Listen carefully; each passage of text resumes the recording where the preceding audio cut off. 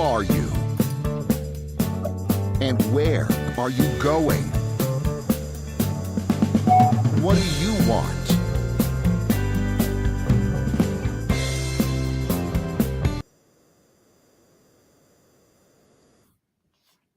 Hello and welcome to Business Lessons from the Military. I'm your host, Kevin Bemmel, and we're here every Tuesday at 10 a.m. Pacific time to talk about military history, doctrine, and the practices of great military leaders, and then distill lessons from them that we can apply to our businesses and professional practices to make them more successful. So this is my way of giving back to you, my fellow citizens, for the support that you gave my colleagues and me when we were in the military. We were very fortunate to serve during a time when we had the support and respect of our fellow Americans. And that was not always the case, even during my lifetime. In fact, I was talking to a fellow veteran who's going to be appearing on the show sometime in the next, I think, couple of months. And we were talking about the differences now versus then. And this show is sponsored by the Beverly Hills Council of the Navy League of the United States. And I'll talk a little bit more about them as we go into the show. So today's show is happening just a few days shy of the 250th anniversary of the battles of Lexington and Concord that really ushered in the American War for Independence. The battles happened on the 19th of April in 1775, and that's just 4 days hence. And they are famous for, and hence the title of this show, the first shot fired at Lexington, the Battle of Lexington, which nobody knows who fired it, British or American, is known as the shot heard round the world. And so today's show is the shot heard round the boardroom, or maybe it's just the shot heard round your business. And so I'm going to talk a little bit about the history of these battles, and as is our practice, distill some lessons from them. So basically, the start of the American Revolutionary War, which was between the American colonists and and Great Britain. What happened was, over the preceding months and even years, tensions had been rising between the colonists and specifically King George, although there were things that Parliament did in support of the king that upset the colonists. And among the things that preceded this were the Stamp Act and the tax on tea, and really the Americans, for those of you who know American history, felt like they were being treated like second-class citizens as opposed to full citizens or full subjects, really, since Great Britain was a monarchy, is a monarchy still. Rather than full subjects of Great Britain, and so the climate got more and more heated, and eventually the British government decided they needed to take some action, which they thought would forestall more violence. So among the things leading up to this,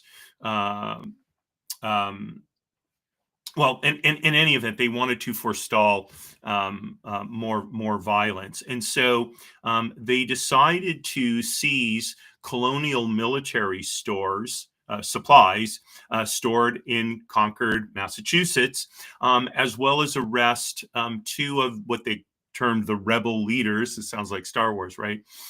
Samuel Adams, um, after whom the eponymous beer is named, and John Hancock, after whom an insurance company is named. It shows you how these things go.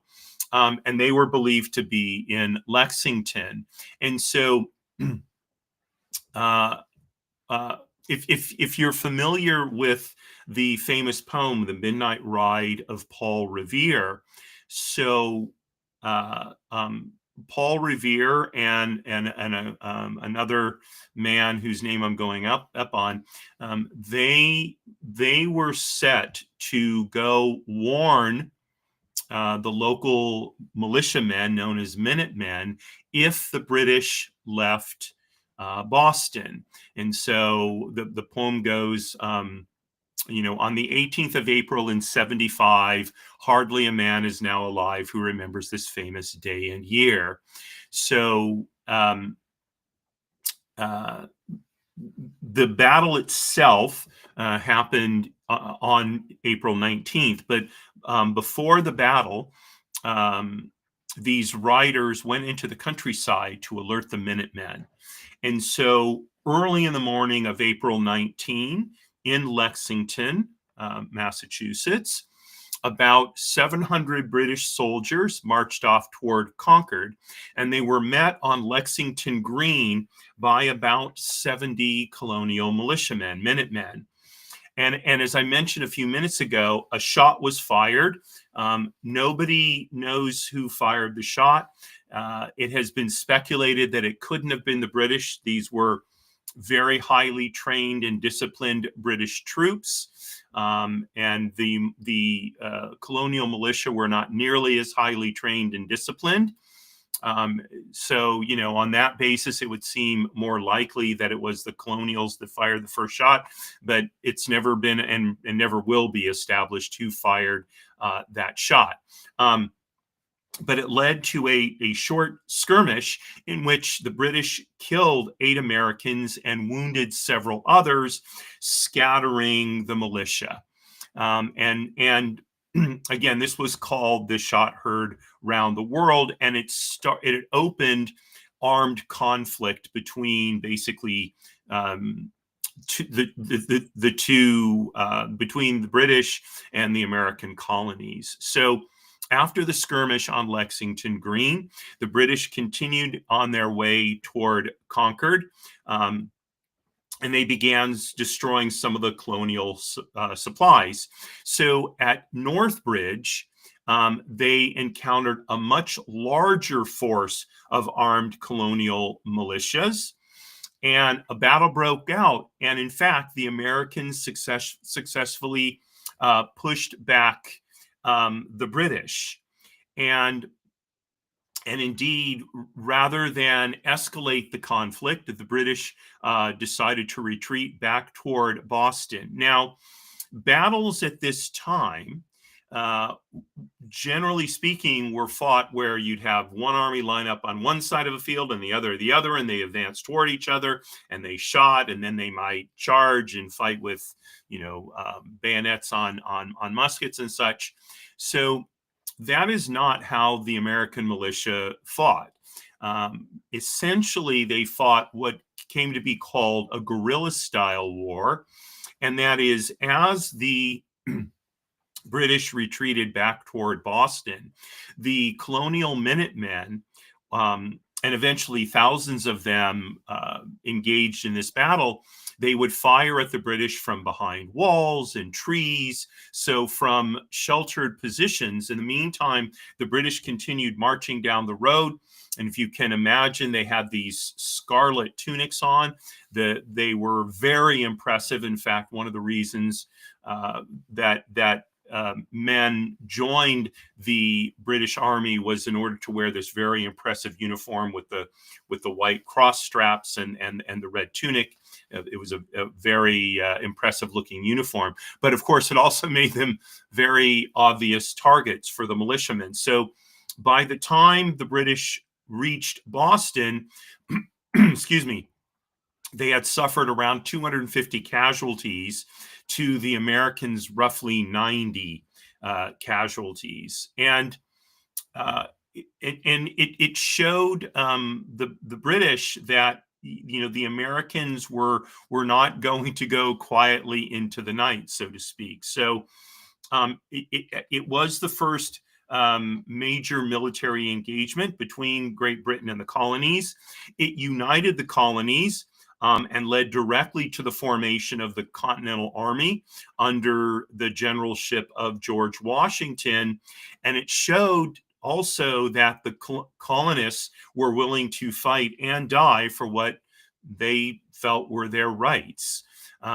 So in some ways, while this precipitous action to capture supplies was meant to prevent military action between Great Britain and the American colonies, indeed, it precipitated the very thing that it meant to prevent. And so in the follow-up, the First Continental Congress was formed, and as I talked about on last July 4th, I believe it was, eventually the Declaration of Independence was issued. The American colonies declared their independence from Great Britain. They formed the United States of America.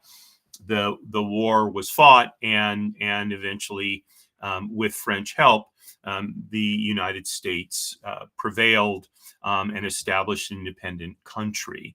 So, what can we learn from this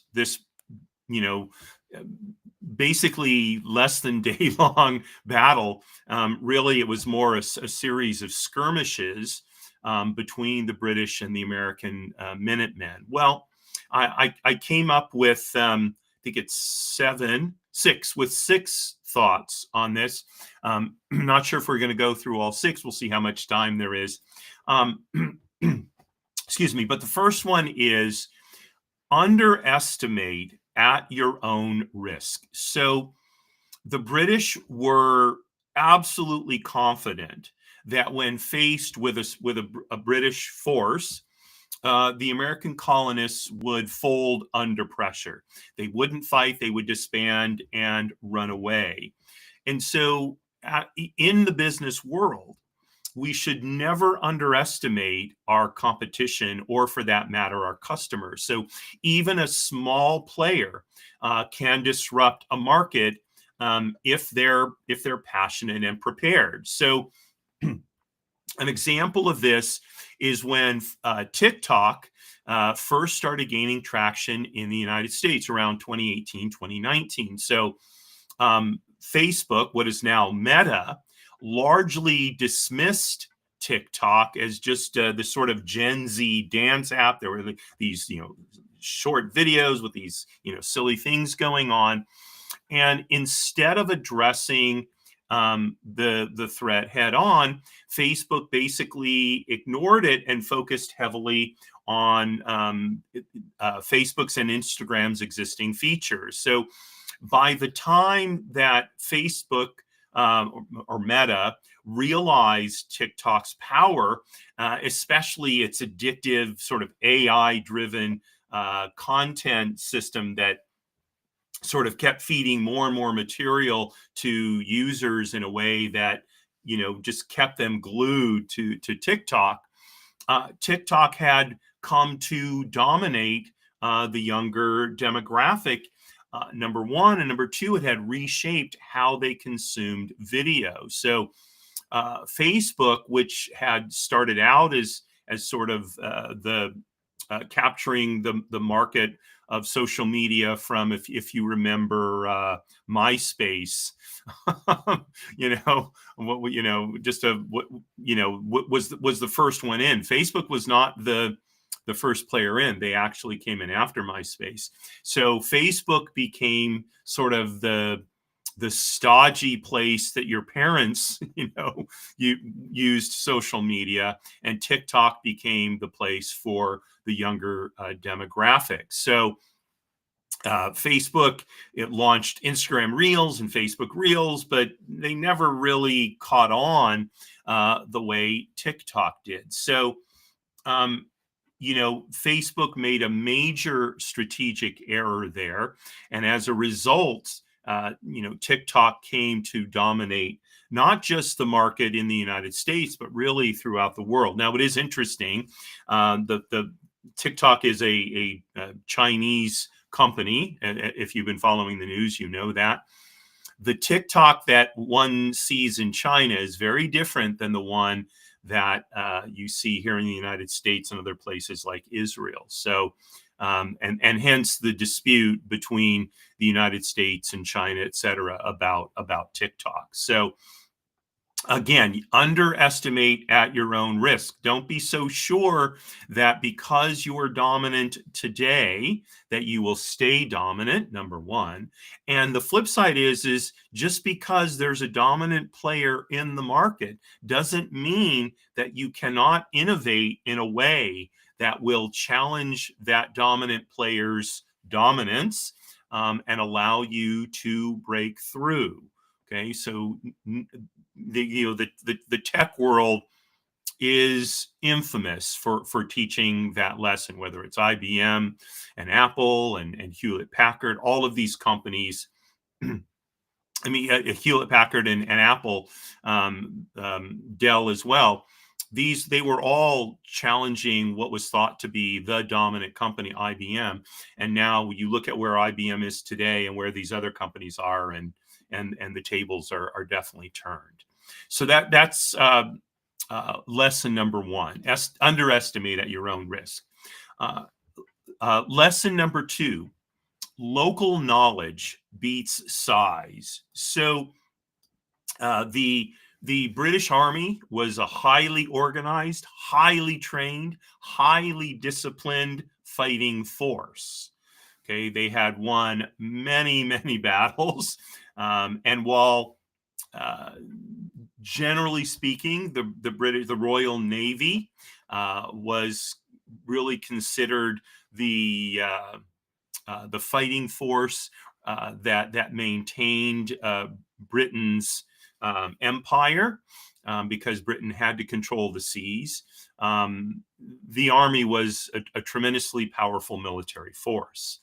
And yet, when they came up against the Minutemen, who knew the terrain they were fighting it extremely well, and were very adept at firing on the run, because they were hunters and that sort of thing. So the local knowledge and, if you will, skill set allowed the Minutemen to use guerrilla tactics to harass and essentially beat up the superior, larger British force.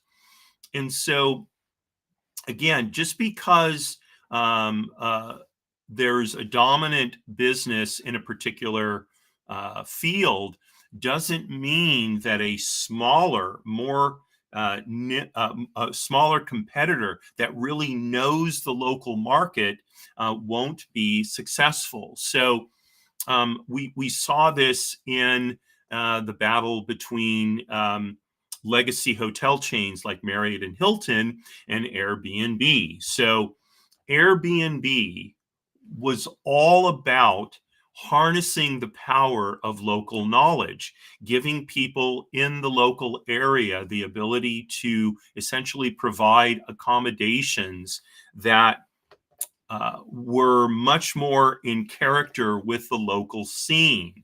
So, staying at an apartment in a particular part of whatever, New York, Los Angeles, Chicago, wherever it was very different than staying in a hotel, especially a chain hotel like a Marriott or a Hilton. And they obviously had, these large hotel chains have many different labels, whether it's Courtyard by Marriott, whether it's Fairfield, and all these different names. But the idea behind these hotels is they give travelers a very consistent guest experience. The idea behind Airbnb was they were giving travelers a unique, localized experience. And while Airbnb struggled for a few years getting off the ground, it eventually broke through, largely because there is a group of travelers out there who want that sort of local experience, and so they will eschew the hotel chains in order to get it. And that really was at least part of the basis for Airbnb's success. So they were able to tailor their offerings to specific neighborhoods and cultures, right? So you could stay, if you wanted to stay in a place, close to, say, Chinatown in San Francisco, or Chinatown in New York, for example, or stay in some other cultural district in another city, you were able to do so. Whereas you couldn't be guaranteed such a thing with a legacy hotel. And so, the message here is, play to your strengths, know your local market. Okay. That kind of very specific knowledge, especially when it's applied to marketing, can be much more powerful than a huge budget. Okay. All right. So that's number two. Local knowledge beats size. Number three, agility wins. Okay. So the colonial militiamen, they had fast moving, decentralized militias that moved quickly, adapted quickly. The British had a very traditional and slow moving, rigid command structure. And so it was much more difficult for them to adapt to the way that the American colonists were fighting the war.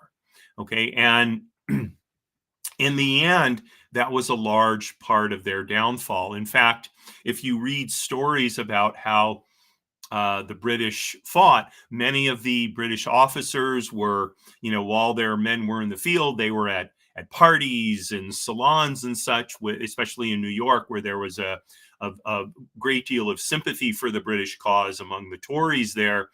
So, they weren't even hardly paying attention to what was going on, let alone making the decisions, the alterations that needed to have taken place to effectively fight the Americans, whereas George Washington stayed in the field with his troops. So again, the lesson here is agile companies that adapt quickly to changing circumstances and a changing business climate, they will outperform bureaucratic giants, especially in a crisis, especially in a time of rapid change. So an example here is Kodak. Now, if you're of my vintage, Kodak was the camera company.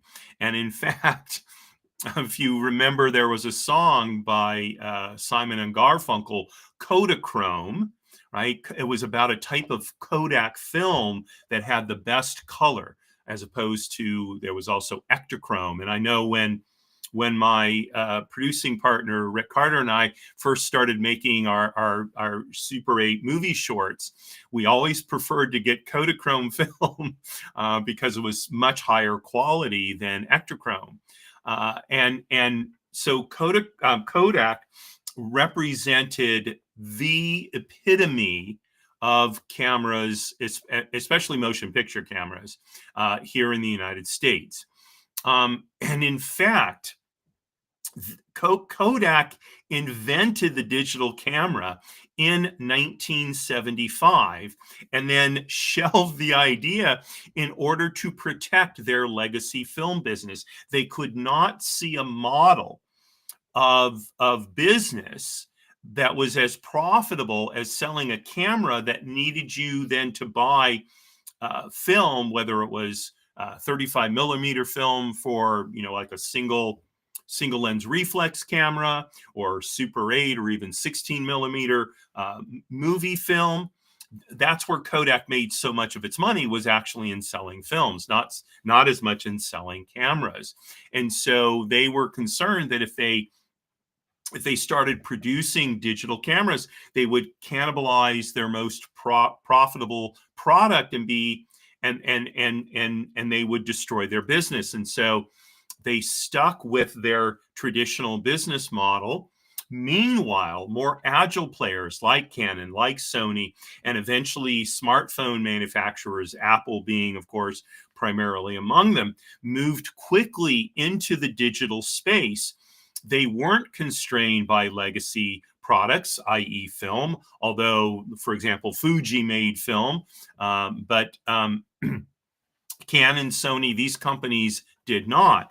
And so they took advantage of digital camera technology, and eventually Kodak, 25 years after developing the technology, in the 2000s, Kodak decided, oh gosh, we made a major mistake here. But by then, their legacy film business was drying up, and they were way behind in developing digital camera technology. By then, smartphones were taking better pictures.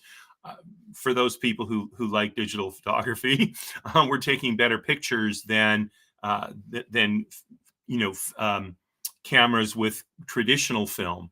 And as a result, in 2012, Kodak filed for bankruptcy. That's how badly they miscalculated by letting their more agile competitors essentially become dominant in the digital camera business. Now, I will say, just as a digression for a moment, I've always found pictures made from traditional film to look better than digital film, although digital photography does keep getting better and better.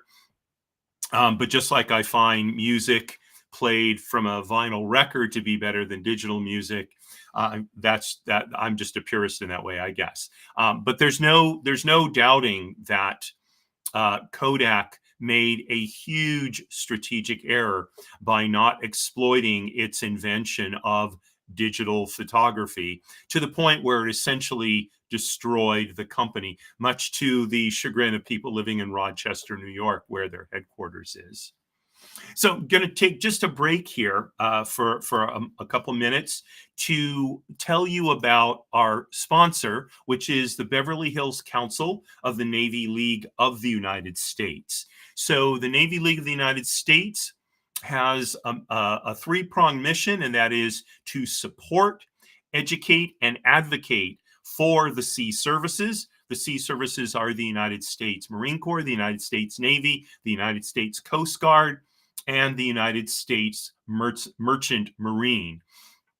And through their programs, they help Americans learn about what the sea services do, the challenges that they face, and how we as citizens, both those of us who are or have been in the sea services and our fellow citizens, can support the sea services and make our country safer. So I invite you to, I am, by the way, president of the Beverly Hills Council, and I invite you to learn more about the Navy League of the United States by going to navyleague.org. That link will be in the show notes for this episode.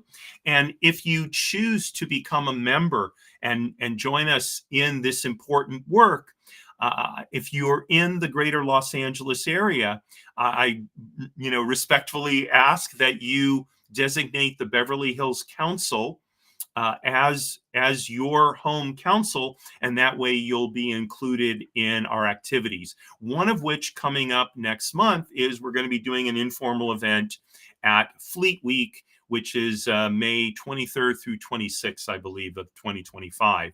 And it is the 250th year anniversary of the United States Navy as well this year. So it should be a special Fleet Week. So thanks very much to the Beverly Hills Council of the Navy League of the United States for sponsoring business lessons from the military. Okay, so this is Business Lessons from the Military. We're here every Tuesday at 10 a.m. Pacific time. And we're talking about the shot heard round the boardroom here on what is the 250th anniversary of the battles of Lexington and Concord. And we've talked about three lessons so far. One is underestimate at your own risk. The second is local knowledge beats size. And the third one is agility wins. Okay, so now the fourth one is clear purpose inspires action. So the colonists had a very compelling cause for which they were fighting, which is freedom. Freedom from tyranny, as it was described, liberty, right? Liberty to run their own lives. Whereas the British Army, they were fighting for king and country, but the British Parliament was divided on the issue of how the American colonists were treated. There were even some who thought independence for the American colonies was probably inevitable, if not a good idea. And so they were ambivalent on military action against the colonists. After all, it was kind of a civil war. So Britain was the home country. And although a number of the colonies had been founded well, New York, for example, was founded originally by the Dutch. I think all the rest of the colonies were originally English. But, despite the fact that, because of the fact that they were essentially British in character, it was more like a civil war. And civil war is always ugly. And so the British, the soldiers in the British Army too, I think there was ambivalence there that in essence, they were fighting their countrymen. The British, just the average Briton, prided himself on his freedom and liberty as a subject of Great Britain. And so the idea that the American colonists were fighting for what they thought was their liberty, I think resonated with rank and file soldiers. Nonetheless, they were a disciplined fighting force and they did fight. Now, there were some desertions, I'm sure, but what the British were fighting for, which was the suppression of rebellion, is how it was put, didn't seem quite as so compelling as fighting for freedom. And so, I was trying to think of an example of this recently.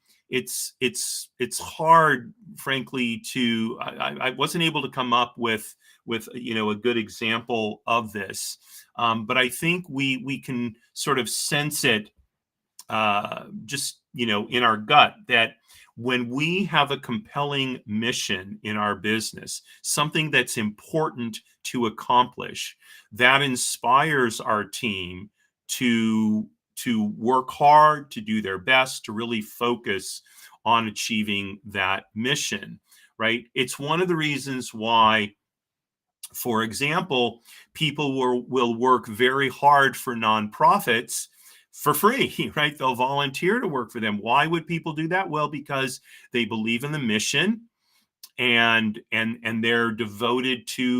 they devote themselves to bringing it about, right? And so that's where a clear purpose or a clear mission, a clear vision for an organization, whether it's nonprofit or for profit, really makes a difference. Okay, and well, here's well, actually, that one's not on point. I thought it's something that happened just recently in my practice, but actually, that doesn't comport with it. So I'm going to leave that there. So when people really believe in the why of a business, okay, they will figure out the how. Okay, there is no doubt about it, right? Look, the United States military, right, defending our country, right, is a very clear purpose, right? And you can see when interest in the military waxes and wanes, one can see that interest in the military waxes and wanes when it's more clear or less clear that in fact what the military is focused on is defending our country, right? So recruitment will decline when it's perceived that the military is doing something other than defending our country.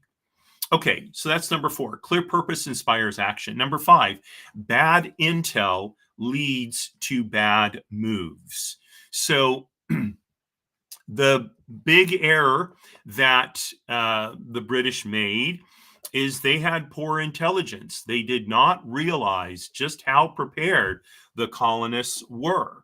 The colonists, on the other hand, had pretty good intel, right? They were able to send riders into the countryside to alert the Minutemen to be ready for the British invasion, basically, right?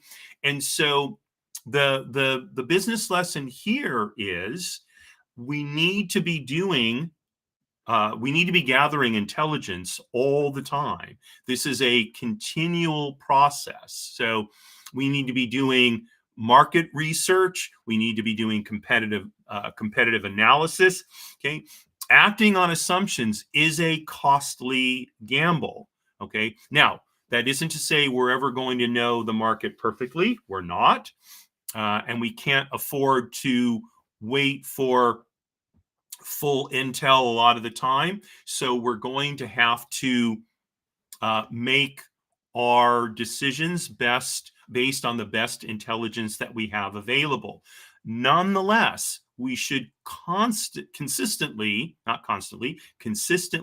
be gathering that intelligence and talking to people in our industry about what various things mean. So I know over the last kind of week or so, week and a half, until the last few days when it was Passover, when I would talk to people, I would ask them, how are you looking at dealing with some of the market turmoil that was the result of the whole sort of tariff situation with President Trump's administration, right? And we talked about it and we exchanged ideas. It's very important to do that.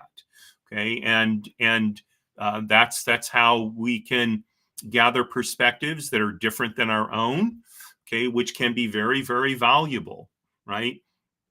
The stupidest person in the room is the person who thinks that he has all the knowledge he needs and his perspective is the only possible way of looking at a situation, right? So, an example of this is a company that you may not have ever even heard about called Quibi. So it was launched in 2020 as a mobile-only streaming platform for short form, kind of quick bite content. Now, it had industry heavyweights behind it, including Jeffrey Katzenberg, one of the most successful people in the entertainment and media business. He was the number 2 at the Walt Disney Company under Michael Eisner, and he left Disney when Eisner did not promote him or did not advocate for him to become CEO when Michael Eisner retired, or at least left the company. And Meg Whitman, who was also she was instrumental in, I believe it's eBay and eBay's success. So, and they raised nearly $1.75 billion with a B dollars pre-launch of this service.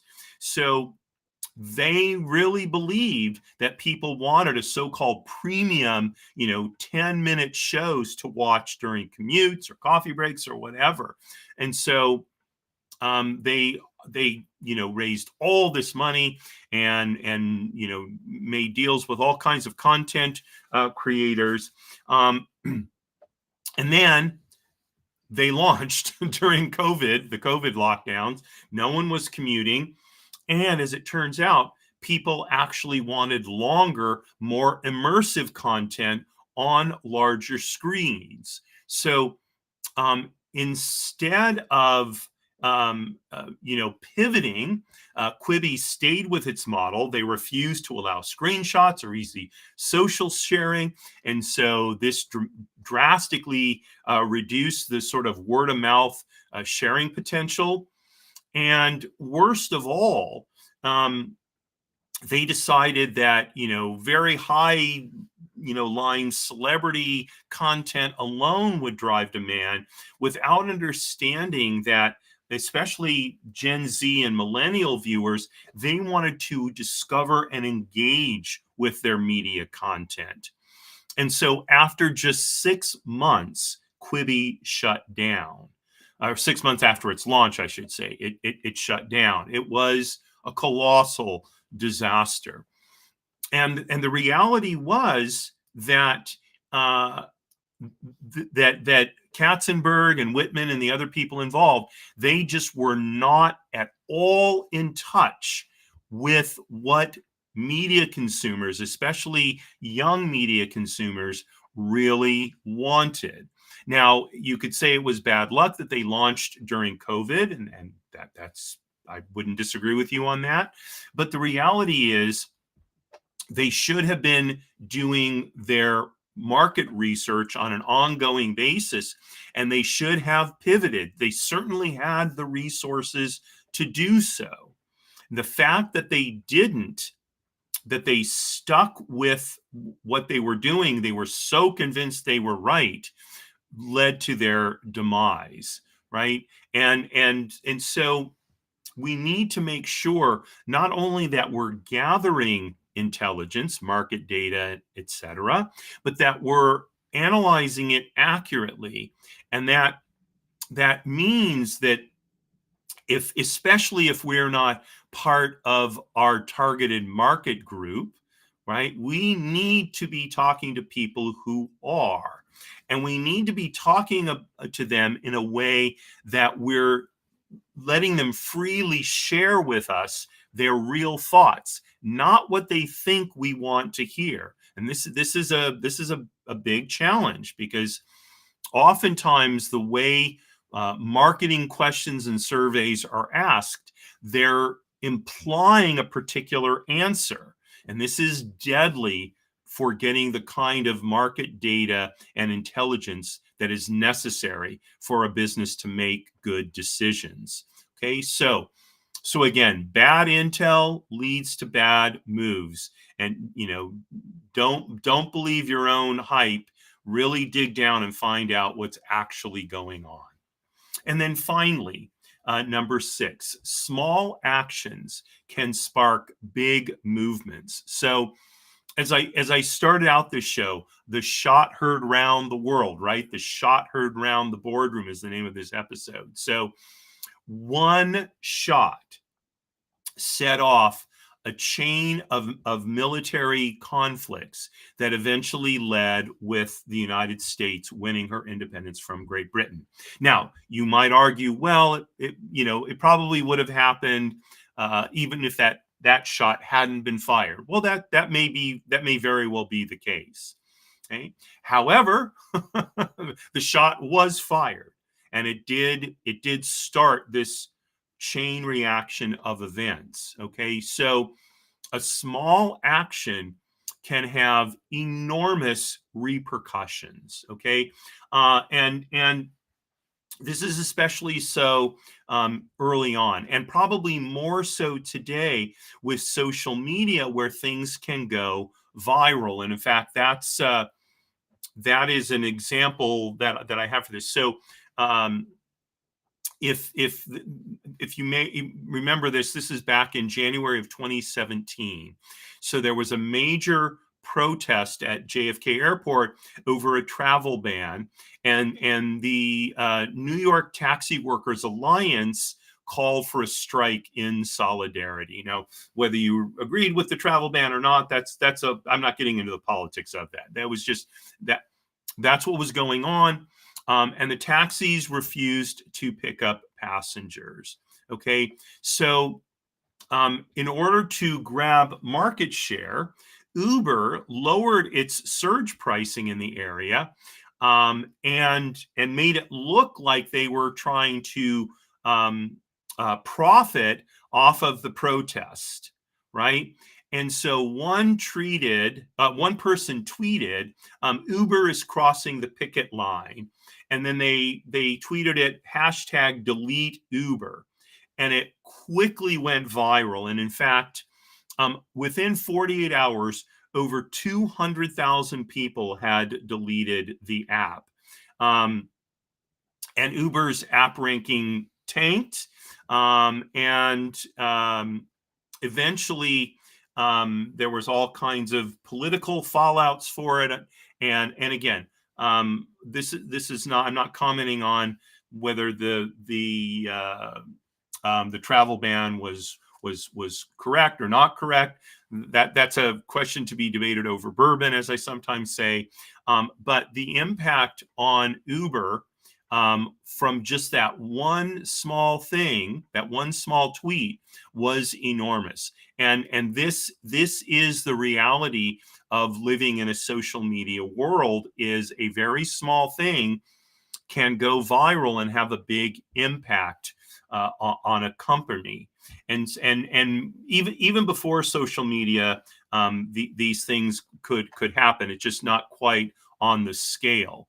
So small actions can spark big movements. Now, they can be negative, damaging a company, but they can also be positive, right? And so I'm trying to think of an example of a positive one. It's not coming to mind real quickly, but in any event, we need to be mindful of the actions that we take and the consequences of those actions. So, for the shot heard round the boardroom, there are 6 lessons. Just real quickly reviewing them. Underestimate at your own risk. Local knowledge beats size.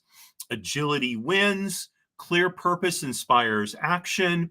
Bad intel leads to bad moves. And finally, small actions can spark big movements. These are the lessons that we can learn from the battles of Lexington and Concord, of which we are marking the 250th anniversary this week.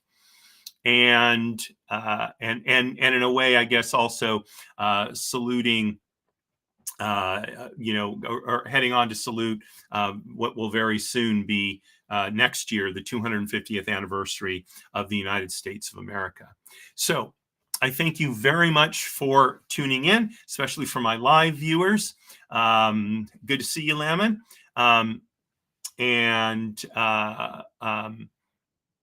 Tomorrow at 10 a.m. Pacific time is my show, People Making Money.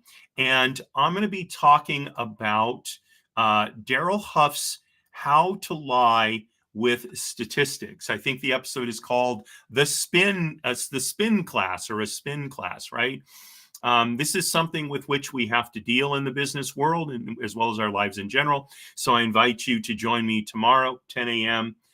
Pacific, for People Making Money. And so once again, thank you so much for joining me today. Really appreciate you tuning in. And if you have any thoughts, comments, please feel free to leave them on our social media. All the links will be in the show notes when this show posts on YouTube. Haven't mentioned this in a while, but if you have friends, family, people you think will be interested in the show, please send them a link to an episode. I'd love to be able to have them as a viewer. Would very much appreciate your help with that. And perhaps they'll become a subscriber. That would be terrific. I'd really appreciate that.